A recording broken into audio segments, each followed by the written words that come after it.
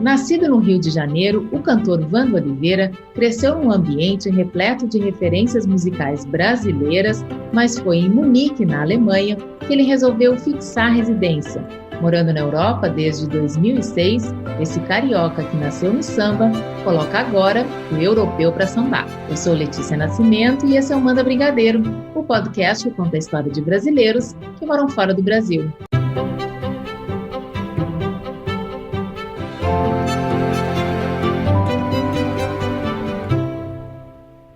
Vando, muito obrigada pela participação aqui no Manda Brigadeiro. Vamos botar música hoje aqui nesse programa. Boa tarde, né? Boa noite, bom dia para quem vai assistir aí. E é um prazer para mim estar fazendo parte, né, desse momento. É muito especial. Obrigado pelo convite. Estou muito feliz e vamos sim rolar um pouquinho de música e um bom bate-papo. Vamos lá. Ô, Vando, para a gente começar, eu queria que você contasse como você foi parar na Alemanha, lá do Rio de Janeiro para a Alemanha. Sim, uma história um pouco longa, eu vou tentar fazer um resumo aqui. Bom, eu recebi o convite do meu tio também é cantor, também é músico, e ele estava para vir para a Alemanha em 2006, quando teve a Copa do Mundo da Alemanha. Esse tio é o Neguinho da Beija-Flor? Sim, é o Neguinho da Beija-Flor, isso mesmo.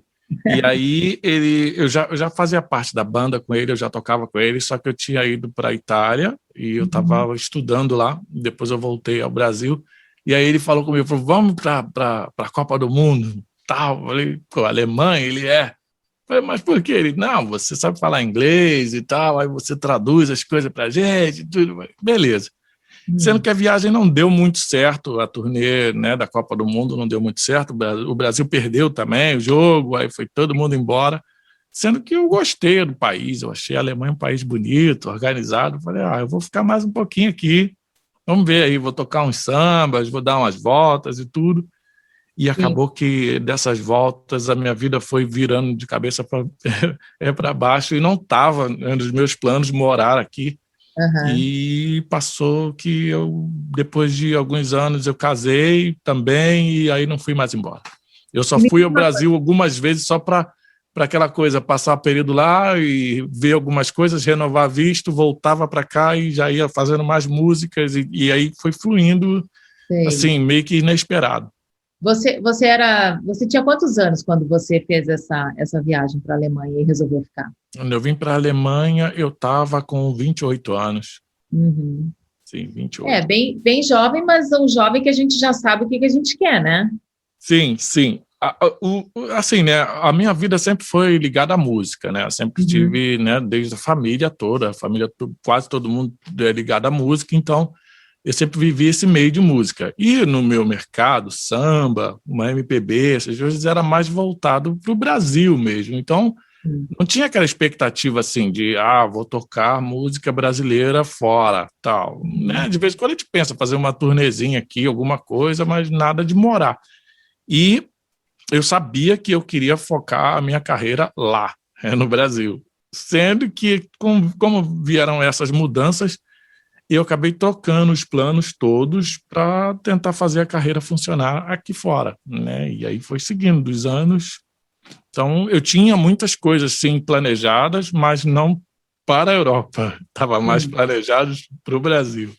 E como foi, então, essa Europa para você? Como é que foi esse começo? Porque é muito difícil quando a gente muda de país, né? Apesar de você falar inglês na época, na Alemanha se fala alemão, né? Como é que foi esse começo?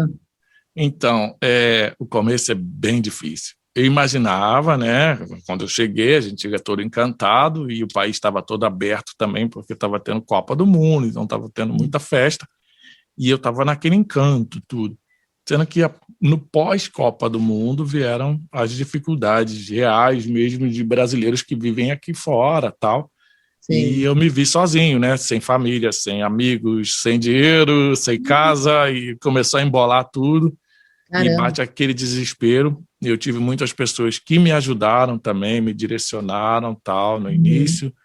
E eu fui buscar vagas, procurar empregos onde não tinha nada a ver com música, até porque na relação de música eu ainda não era reconhecido, então eu não tinha muitos trabalhos com música. E aí eu fui trabalhando, fui de auxiliar de padeiro, fui lavador de carro, ajudei a fazer mudança, ia pegando os bicos e fazendo aquelas coisas. O jeito brasileiro é de se virar, né? No início era isso, era sobrevivência. Eu demorei uns 3 anos para poder estabilizar no país, até aprender a cultura, o idioma, acostumar com a comida, que eu ainda não sou tão acostumado, 15 anos aqui, mas ainda É mesmo, não. é mesmo. Sim, a comida é muito diferente ainda, e o frio, né? E Sim. quando chegou o inverno, aí eu chorei, porque aí foi duro, foi pesado. E o que você acha que te impulsionou para que você continuasse aí na Alemanha, apesar das dificuldades, esse início de adaptação que é difícil? O que você acha que te levou a dizer, não, eu vou ficar, eu vou batalhar, é aqui que eu quero morar? Então, eu venho de uma família, né, que passou por muitas dificuldades na vida. Minha família sempre conquistou as coisas com muita luta. E eu aprendi em casa aquelas coisas assim, você não pode desistir nunca, tem que tentar. Não deu certo, volta. E assim, quando eu cheguei aqui, que as coisas ficaram muito difíceis, né, eu dependi de morar de favor, tal. Teve pessoas que tiveram que me dar um prato, mas é de feijão, então foi uma fase bem difícil e às vezes eu encostava num canto e eu pensava, caramba, eu não preciso passar por isso. Por que eu estou fazendo isso? Só que alguma coisa lá dentro me respondia assim, se está difícil agora, é porque tem algo muito bom lá na frente. E eu falei, então eu não posso parar, vamos em frente. Tanto que quando terminou a turnê, ficaram mais 4 músicos brasileiros aqui comigo. Sim. E nós ficamos trabalhando juntos. E quando passaram os 2 meses, eles decidiram voltar. Quando chegou no aeroporto, todo mundo para poder voltar, me deu uma coisa, eu olhei bem para eles e falei, cara, eu não vou não. Eu vou ficar. Eles, por quê? Você está ficando doido? Eu falei, não, eu não vou. Eu tenho mais um mês de visto, eu vou tentar mais um mês aí. E o barzinho que a gente já estava fazendo música, o cara já tinha interesse de renovar o visto para que eu ficasse fazendo música lá por mais 3 meses. E eu falei, não, eu não vou. Vamos ver o que vai dar isso aí. Então, tipo, eu comprei a briga, né? Comprei o desafio e paguei para ver. Né? E às vezes num volume que eu não esperava, que o preço seria tão alto, dependeria de tanta luta, mas eu optei por pagar para ver, sabe? Se o ônibus passou e essa chance apareceu, tinha que ser essa e vamos, né? Vamos em frente. Vando, e como é que foi? Lembro que quando eu vim morar aqui em Londres, eu não falava inglês, então falava aquele inglês muito básico, né? Hi, hello, my name is Letícia. E foi muito difícil para mim, assim, situações complicadas. Como foi? Eu imagino que alemão seja mais difícil, porque inglês, bem ou mal, você escuta ao longo da vida, né? Agora, alemão é mais complicado. Como é que foi aí esse começo? Então, o alemão realmente é um idioma muito difícil, é bem puxado. E a região que eu vim morar aqui foi Munique, que além de ser a cidade mais cara da Alemanha toda, está numa região que é muito tradicional. Então, tem aquelas coisas de Oktoberfest, aquelas roupas de calça de couro e tal, e falam com o dialeto que é o bávaro, né, o bairisch, que é muito carregado. E quando o local que eu tocava decidiu renovar meu visto, e aí eu já ganhei o direito de ter o visto como trabalhador e residente, eu tive que fazer um curso intensivo de alemão que duraria 6 meses, e era um curso de integração e bem intensivo. Então, eu pegava de manhã e só terminava à tarde. E eu lembro que eu cheguei nesse curso a primeira vez, nossa, a professora, ela não falava absolutamente nada em inglês ou qualquer outro idioma, somente em alemão. E no grupo tinha árabe, africano, latino-americano, aquela mistura toda, e eu lá no meio. E ela começava a falar, eu falava, meu Deus do céu, eu não vou aprender isso não.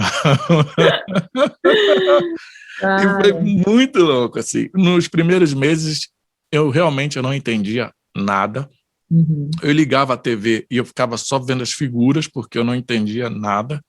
Mas é uma coisa bem louca com o idioma alemão, que depois que você aprende as primeiras bases ali, a separar, porque tem umas palavras que praticamente é uma frase inteira, tá? Que eles formam uma palavra só, então vai tudo escrito junto. Para ler aquilo é difícil demais. E aí, quando a professora começou a explicar, não, tem que separar aqui, ler pauseado, tal, entendeu? E aí a ficha foi caindo devagarzinho, e eu comecei a pegar o idioma um pouquinho melhor, até o momento que eu estava assistindo TV e eu comecei a entender o que eles estavam falando, e aí eu fiquei numa alegria doida, sendo que, voltando nesse ponto onde aqui é muito tradicional e tem os dialetos, eu me empolguei, já fui para a rua, né, já queria puxar assunto para os outros e tal, wie geht's dir, tal, falando em alemão, bom dia, como vocês estão? Chegou uma senhora, parou comigo, me olhou, deu um sorriso, que eu cumprimentei ela foi me respondeu tudo em dialeto. Eu não entendi nada. Aí eu parei, desculpa, voltou a estaca zero. Eu preciso voltar para o curso. É bem complicado. Porém, até hoje, nós estrangeiros aqui, nós cometemos erros, tá, de alemão, tal, porque por mais que viva aqui por 20 anos, por 30 anos, para falar perfeito mesmo, só sendo alemão. Porque tem a questão do artigo. O artigo em alemão é muito difícil. O alemão tem um neutro, né? Tem masculino, feminino e neutro. E tem coisas que para nós em português é masculino, em alemão é feminino. E aí fica aquela coisa do der, die, das, e der, dem, den, nossa, aí embola tudo. E nenhum estrangeiro consegue acertar todos, nenhum. Eu imagino a dificuldade. Ô, Vando, quando você falou que esse início foi muito difícil, que demorou 3 anos, né, para você se adaptar e se sentir mais em casa, como era a vida de músico, né? Você fazia esses extras aí também para te ajudar aí, mas e como era a vida de músico? Tem um mercado para brasileiros? É muito fechado? É só brasileiro mesmo que escuta ou tem europeu também que gosta? Como é um pouquinho? Conta aí. Então, hoje em dia está um pouquinho diferente, tá?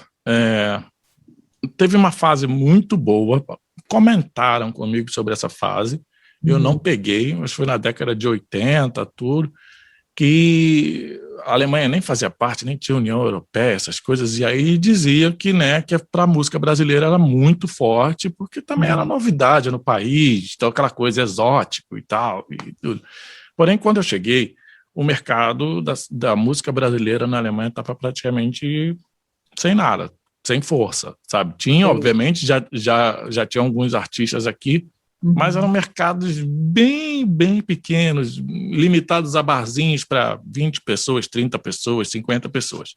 Sim. E eu investi em alguns ganchos, né? Inicialmente tocar em barzinhos, tal, locais pequenos e tudo, e ganhando público lentamente.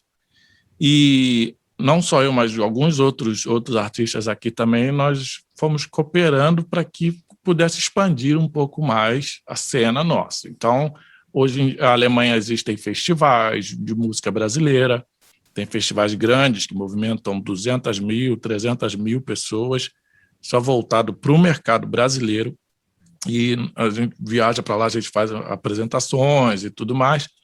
E, quer dizer, a Alemanha hoje ela tem um certo mercado para a cena brasileira.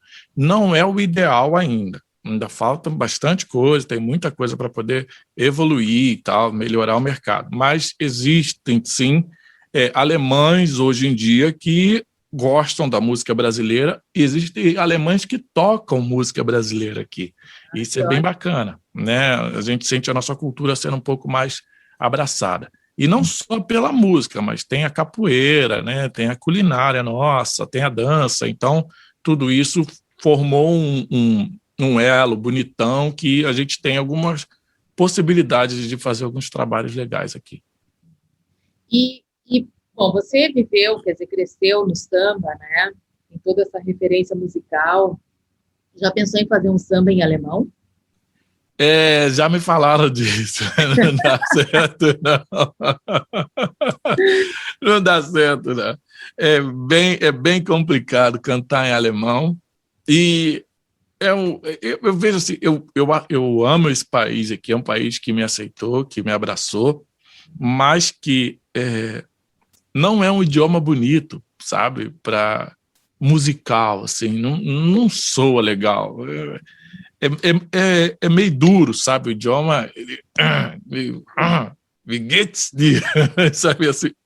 O jeito que eles falam é mais duro mesmo. E o nosso é mais melódico, né?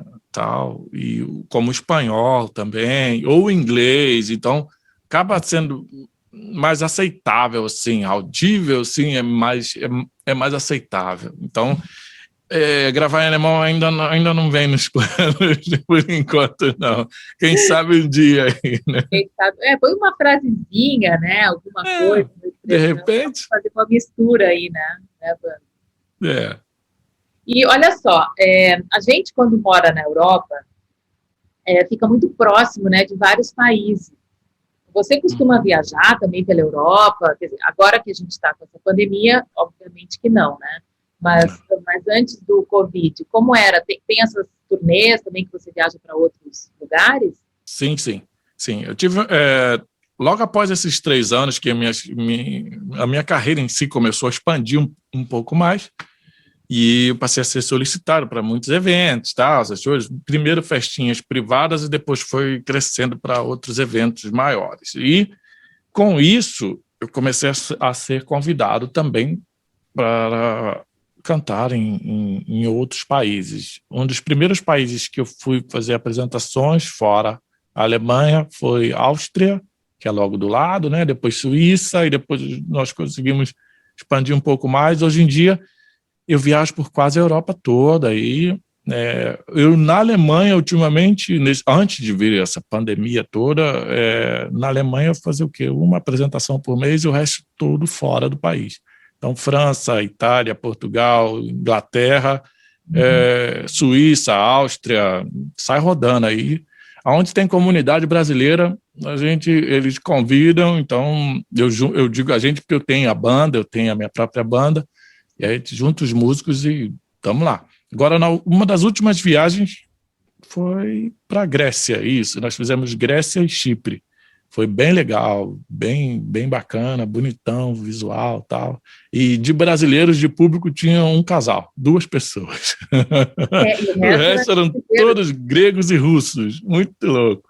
Que ótimo! Isso é que eu ia te perguntar.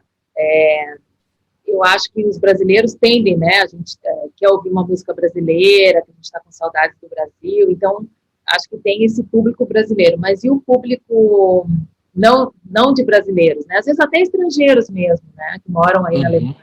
Como é? Tem bastante? Eles Hoje em dia, sim. Hoje em dia tem bastante. A gente tem um grupo eu tenho, acho que três fã-clubes, um na Áustria, 2 aqui, e um fã-clube é só com alemães. E alemães que se interessam em aprender o idioma, se interessam em aprender as músicas, isso é bem bacana. Então tem alguns shows, assim, algumas apresentações que realmente o público quase não tem brasileiros.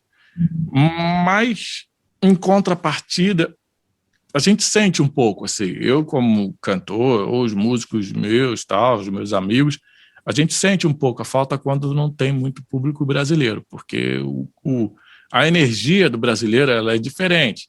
Então, a gente começa a tocar, principalmente com samba. O samba, você tem o termômetro do samba. Se você toca um samba, todo mundo já começa a dançar, já está se animando ali e tal. Sim. E o público, pelo menos os locais onde a gente costumou tocar para público europeu, eles são mais reservados. Então, eles têm aquela coisa de apreciar mais a música. Um dos shows que nós pegamos, um dos primeiros, assim, grandes, foi um show para uma montadora de carros aqui, bem grande, tal, só diretoria, essa coisa toda, e queriam música brasileira, bossa nova, samba e tal. E eu fui para lá, fui chamado, tudo bem. Eu cantei a noite inteira e ninguém se mexia. Eles ficavam olhando para mim, assim, aí todos sentados, como um teatro. Sim. E eu comecei a suar.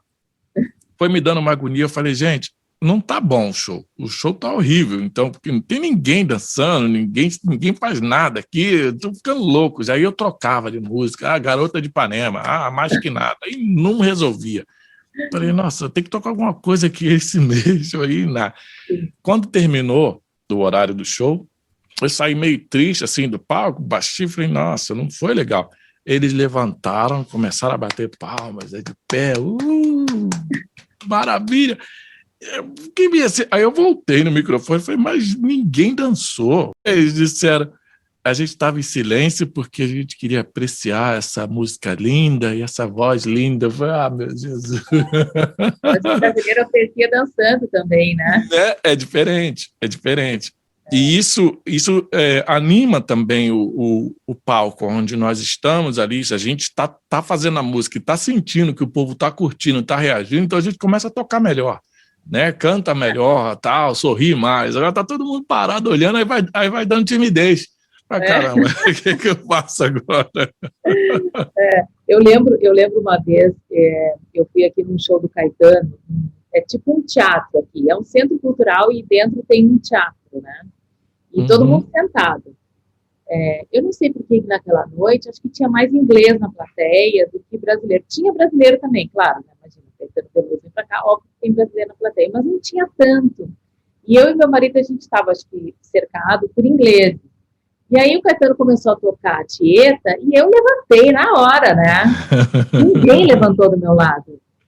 E aí eu e meu marido, a gente, não, vamos sustentar que a gente está aqui curtindo. Aí um ou outro levantou, a parte que estava lá no mezanino, a galera levantou mais e tal. Mas eu percebo isso também, assim, claro que se é em show numa casa de shows, assim, mais, que é show mesmo, as pessoas às vezes estão até em pé e tal.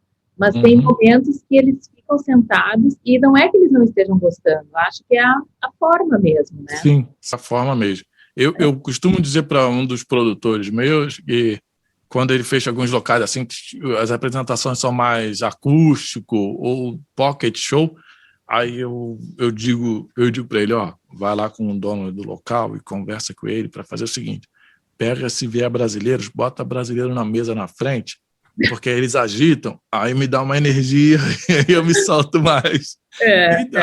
Porque, além disso, pelo menos o alemão aqui, eles têm muito problema com volume.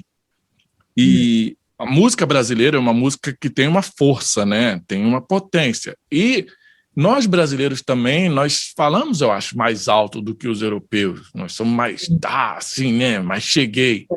E aí, quando tá num momento assim do show que tá aquela energia boa, tá esquentando, aí você olha para os alemães, eles estão botando a mão no ouvido assim, aí fala, tá muito alto. Mas dança. Só que aí, quando tem brasileiros na frente, que estão curtindo, eles puxam a onda. Claro. A brasileirada começa a dançar, a agitar ali, e aí os alemães já beberam algumas caipirinhas, já estão meio felizes, aí pronto, aí vira carnaval. Aí só. Mas se não dançar ninguém, aí não adianta. Ninguém se mexe mesmo. Pode fazer o que for, que não dá. Wando, quais você acha que são as vantagens de morar aí na Alemanha, estar fazendo a sua música? O que te mantém aí? Ponto principal, segurança. O principal é a segurança. Exemplo, todo músico, né, que se torna profissional, ele vai investir forte em instrumentos, equipamentos para que faça uma apresentação legal e tudo mais. Como eu toco violão também, então sempre o investimento é em violão, microfones e tudo. E aqui a gente tem uma certa liberdade de poder ir para o show, tá, com um instrumento, às vezes, que custa muito caro, 4.000 euros, 5.000 euros, e sem medo de ser assaltado e perder a ferramenta de trabalho nossa. Coisas que já aconteceram, né, mas no Brasil, de roubarem uma van inteira nossa, com todos os instrumentos, com todo o dinheiro do show, com os documentos, celular, tudo. É muito difícil você conseguir trabalhar com medo. Então, uma das vantagens é essa. O país dá uma certa, uma certa liberdade para que a gente consiga trabalhar em paz, sabe? Então, por mais que tenha várias diferenças e tudo mais, mas você tem mais segurança. Tem mais regras, sim, mas tem mais segurança. Então, o ponto principal, assim, do que me mantém aqui é essa questão de segurança. E como eu tenho filhos também, meus filhos vivem em segurança, não tem aquele medo de eu vou viajar, eu vou passar dias fora e vou ficar com medo da minha casa, de ser invadida. Não, está tudo, graças a Deus, está tudo bem. Se não fosse por isso, você acha que você moraria no Brasil? Se o Brasil fosse uma Alemanha em termos de segurança, você acha? Sim, 100% sim. Sim. Até porque por exemplo, eu aprendi a valorizar o Brasil depois que eu vim morar fora dele. Porque o Brasil tem riquezas e belezas que eu não enxergava quando eu estava lá. E eu tive a oportunidade, a possibilidade de viajar praticamente o Brasil todo através da música.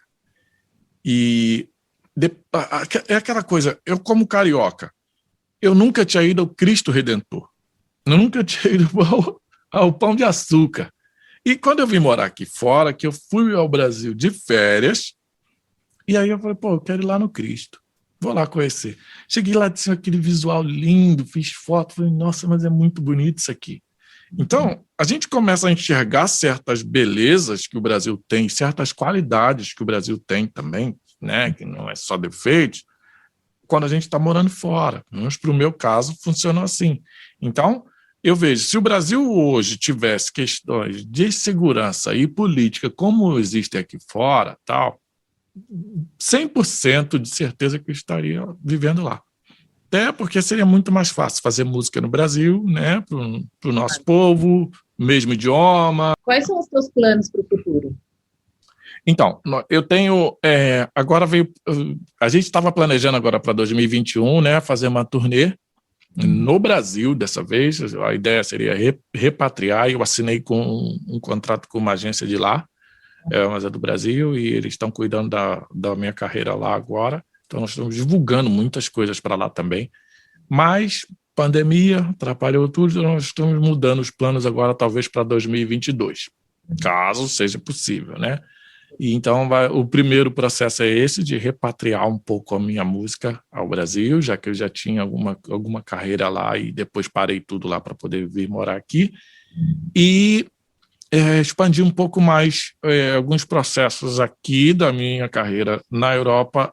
A gente pensa também em expandir um pouco mais em direção à Ásia, né? Já que tem alguma possibilidade de cena brasileira começar a funcionar na Ásia também, então talvez seja um mercado que a gente tem interesse também em apostar em 2022. Fora isso, é lançamento de CD, lançamento de música nova, tal, videoclipes e por aí. Que ótimo. Vando, adorei nossa conversa, adorei te conhecer. Maravilha. Muito obrigada. E hoje eu queria encerrar o Manda Brigadeiro de uma forma diferente. Vamos embora então, vamos cantar um samba então. Fazer um medleyzinho de sambas aqui, cantar um samba meu também. Vamos embora. Sou muito fã do Jorge Aragão, então vou começar com uma dele. Vamos nós.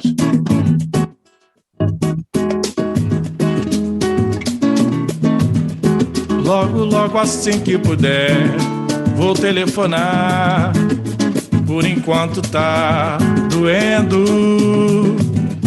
E quando a saudade quiser me deixar cantar, vão saber que andei sofrendo.